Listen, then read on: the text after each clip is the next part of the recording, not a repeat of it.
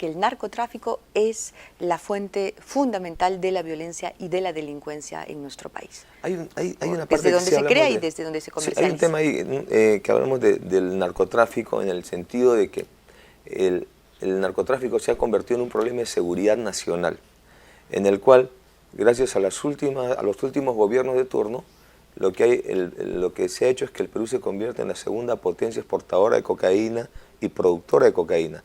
Eso pone al Perú, al fenómeno del narcotráfico, en un problema de seguridad nacional. Y estamos permitiendo, por ejemplo, que hoy día haya una nueva modalidad que es el sicariato, donde las bandas colombianas, mexicanas, ingresan al Perú como Pedro por su casa y se agarran a balazos en los sitios donde nosotros paseamos con nuestras familias. Nosotros, sobre el narcotráfico, tenemos una posición bien clara. Primero, definir que el error de los gobiernos de turno ha sido creer que pueden solucionar el problema del narcotráfico chocando con las poblaciones cocaleras. La población cocalera, a nuestro juicio, no es el primer eslabón de la cadena del narcotráfico, sino la primera víctima. Y tenemos que darle una alternativa económica para que ellos puedan separarse de las redes del narcotráfico. Tenemos que crear programas de cultivos alternativos y llevar el Estado a las zonas del BRAE, a las zonas del Alto Guayaga. Cuando uno va al BRAE, en la frontera entre Cusco y Ayacucho hay un puente que separa Quimbiri de San Francisco. San Francisco y Ayacucho es zona pobre porque no tiene canon, y Quimbiri, el Cusco, es zona rica porque tiene canon. Entonces, un puente separa dos realidades distintas en términos socioeconómicos.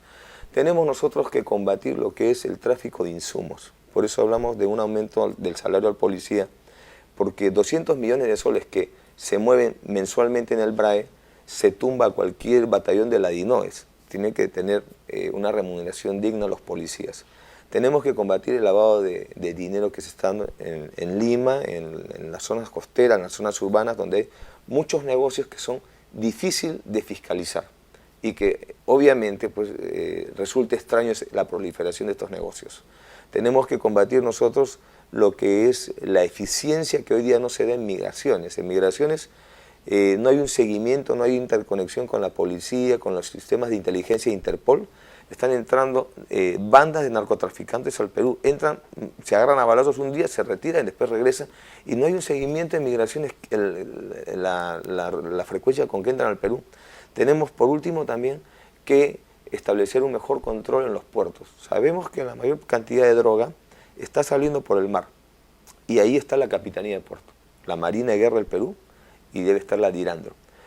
Y ahora lo que pasa en el Mar de Grau es contrabando en el norte, contrabando de combustibles y la salida de droga por los puertos. Eso tenemos que combatirlo. Pero el insumo va a seguir existiendo. La coca ilegal, los sembríos de coca ilegal, porque hay dos tipos de campesinos cocaleros. Los cocaleros que siembran coca legal, la tradicional, en los valles tradicionales, y hay los campesinos que en realidad son gente que ha migrado para exclusivamente vivir del sembrío de coca y de la fabricación de pasta básica de cocaína, porque usted sabrá que en todos los valles donde se siembra coca ilegal, lo que el campesino vende ya no es la arroba de coca, es pasta básica de cocaína, porque eso es lo que los acopiadores les compran. Entonces, ¿cómo atacar allí paralelamente? Porque mientras el insumo persista, los narcotraficantes colombianos, bolivianos, europeos y brasileños van a seguir ingresando a nuestro país. Claro, el problema es que estamos hablando de una población de aproximadamente 300.000 familias que viven de la producción de coca, de la cual una parte, que es el 10%, va al consumo tradicional y el 90% se va al consumo no tradicional, informal, que es el narcotráfico. Y muchos de estas familias ya han comenzado a entrar ellos mismos a la elaboración a través de pozas de maceración de lo que es la pasta básica, ¿no? Entonces, acá hay un problema social. Para mí es un problema social. 300.000 familias es un problema social. Si fuera una familia sería un problema policial, pero ya con 300.000 es un fenómeno. Y esto se origina porque ha habido un colapso o no ha habido una política agraria que ha hecho que la gente de las zonas altoandinas se vayan a las zonas de ceja de selva a producir, a sembrar hoja de coca, que es más rentable que producir papa. Más aún con los tratados de libre comercio, la producción nacional ha decaído, entonces no hay un tratado de libre comercio, no hay importación de hoja de coca, entonces el producto está ahí. Pero nadie va a importar hoja de coca. Así es, entonces ese es el negocio. Claro, pero Entonces, igual con esa lógica también diríamos, bueno, pues robar también es más rentable y menos esforzado que trabajar muy duro. Claro, No, por eso, ¿qué es lo, ¿usted qué es lo cree que que tenemos? así es como hay que mirarlo? Lo que yo estoy haciendo es el diagnóstico, ¿no? El diagnóstico para que no haya un baguazo en estas zonas, ¿no? Porque tenemos que entender que no es un problema policial, es un problema social. Es como la delincuencia, el pandillaje es un problema social. Por eso yo digo, primero hay que tomar medidas preventivas y después vienen las medidas ya activas. En el caso de estas 300.000 familias, hay que tomar medidas preventivas y después vienen las medidas activas. Porque yo no puedo castigar a mi hijo como Estado si no le doy la oportunidad de que cambie. Porque si no, no tendría autoridad moral con ellos. Es el Estado el que ha abandonado la agricultura nacional y ha provocado este desorden, este caos. Es el Estado el que no llega a las zonas del interior y permite que hayan vacíos donde se enquistan economías ilegales como la de la droga, ¿no? En las zonas del BRAE, las obras de infraestructura, ¿quién las hace? Cuando no las hace el Estado, las hace el narcotráfico. Entonces, el 60 o 70% de esa economía es fundamentalmente ilegal. ¿Cómo combatimos eso? Llevando el Estado a través de educación, salud de calidad y gratuita, llevando infraestructura. Yo tenía un amigo que ha ganado una licitación en el BRAE. Yo le digo, ¿cómo vas a ir ahí? Facilito, me dice, pero he puesto una condición, que venga una base militar. Entonces, para que vayan a hacer infraestructura tiene que ir acompañado del ejército o de la policía. Entonces estamos hablando del Far West, estamos hablando del lejano oeste, la tierra de nadie. Eso se tiene que combatir. En el Perú, la soberanía nacional tiene que estar en cada centímetro cuadrado. Por lo tanto, combatirlo? Creando una estrategia que separe a la población cocalera de las redes del narcotráfico. Lo que se hizo con Sendero Luminoso, separar a la población de las redes de Sendero Luminoso. ¿Y a quién le vendería a esa población cocalera su coca? Lo que tenemos que hacer, a nuestro juicio, para separar, cumplir esta estrategia de aislar al narcotráfico, es primero darle una oportunidad, una alternativa económica a la población. De tal manera de crear programas de cultivos alternativos, promoción de agroindustria en esas zonas, crear infraestructura. Hasta ahora no se hace la carretera al BRAE. Pero eso se viene haciendo, comandante. A ver, los productores de cacao, de café, de noni, de los valles del BRAE y del Guayaga, que lo están escuchando en este momento, el mejor café del ¿qué mundo pueden está estar pensando? En una zona cocalera, ¿no? Cuando usted no los tome en cuenta, ellos están esforzadísimos y exportando y vendiendo aquí, por supuesto. Hay que tomarlos en cuenta. Una experiencia importante es la que ha habido en San Martín, donde la producción de productos orgánicos, me parece que ha sido café, ha erradicado al narcotráfico.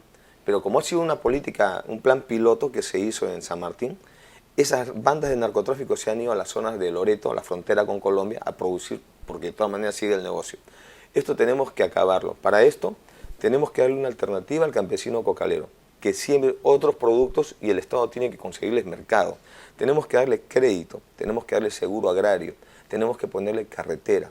Entonces, de esa manera le damos una alternativa al campesino cocalero. El campesino cocalero no entra al narcotráfico porque le gusta la delincuencia, sino porque tiene una familia detrás que mantener, porque hay un costo muy alto. Pero también no será porque es el producto más rentable, pero no es que hay en el campesino cocalero, el que siembra coca ilegal, pues bueno, pues es el que mejor me da, claro. Porque en todo caso todos los campesinos tendrían esa justificación. Imagínense los huancavelicanos, ¿no? A eso voy.